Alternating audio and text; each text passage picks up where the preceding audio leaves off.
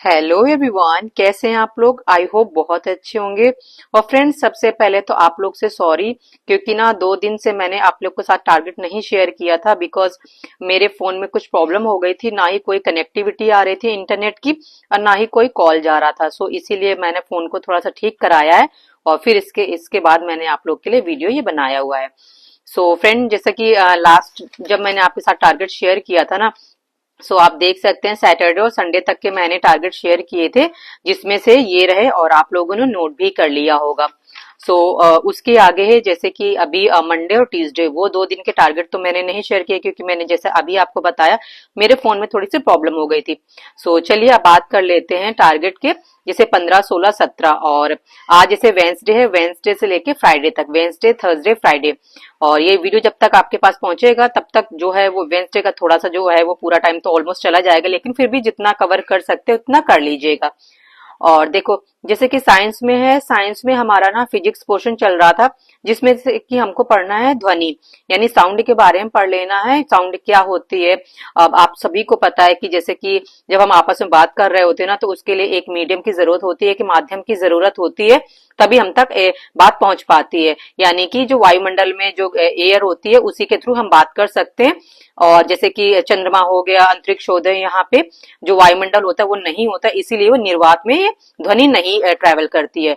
इस तरह से ध्वनि के बारे में, तरंग के बारे में ये सब चीजें आपको पढ़ लेनी है। और इसके बाद में ना, और ये आप कहीं से भी पढ़ लेना जो भी आपके पास में बुक है। और साथ में बात कर लेते हैं हिस्ट्री। हिस्ट्री में हमारा मध्य भारत चल रहा था। मध्य भारत में देखो, लास्ट टाइम पे मैंने आपके साथ में खिलजी वंश ये शेयर किया था, तो उसी को एक बार रिवीजन कर लीजिएगा। खिलजी वंश को जैसे अलाउद्दीन खिलजी के बारे में अच्छे से और डिटेल में पढ़ लीजिएगा। और साथ में तुगलक वंश ये कर लीजिएगा। इसके अंदर आपको पता है तुगलक वंश में जैसे कि मोहम्मद बिन तुगलक हो गया और फिरोज शाह तुगलक हो गया, उनके बारे में ये पढ़ लीजिएगा, ठीक है। और नेक्स्ट बात कर लेते हैं यूपी जीके। यूपी जीके में देखो 2 जिले हैं, उनके बारे में मैं आपको बता देती हूँ, जैसे झांसी और महोबा। इनके बारे में आपको पढ़ लेना है। लास्ट टाइम पे हमने ये चित्रकूट और फिरोजाबाद इसके बारे में पढ़ा था, और मुझे लगता है कि आप लोगों ने भी कंप्लीट कर लिया होगा, क्योंकि फ्रेंड देखो 75 जिले हैं, उनको ना पढ़ने में टाइम तो लगता है और इसके अंदर डिटेल भी होती है। और हर एक जगह का आपको ये पता है कि जैसे एक जिला एक उत्पाद हो गया और अन्य नाम से भी जाना जाता है, तो बहुत सारी जो चीजें होती है पढ़नी पड़ती है। तो इसलिए 2 जिले हैं। अब हिंदी में देख लीजिए। हिंदी में जैसे कि 50-50 शब्द आपको विलोम के करने हैं और साथ में अनेक शब्दों के एक शब्द करना है, और 15 शब्द कर लेने हैं पर्यायवाची के। तो ऐसे कर करके ना हमारा क्या है कि जैसे ये 20 डेज चैलेंज है, तो इसमें मुझे ऐसा लगता है कि ये जो टाइम होगा थोड़ा सा एक्सटेंड होगा, क्योंकि इसमें भी अभी चीजें बाकी हैं और 5-6 दिन में अभी ये पूरी तरह से फिजिक्स नहीं खत्म होगी। क्योंकि जैसा कि अभी आपको पता 1 जनवरी से मैंने आपके साथ टारगेट शेयर किया था, तो आज हो गई है 15, तो 15 हो गया। लेकिन 15 में हम क्या करते हैं, सैटरडे संडे वो हम कुछ और टॉपिक पढ़ते हैं, इसीलिए हमें ना वीक में सिर्फ 5 डेज ही मिलते हैं।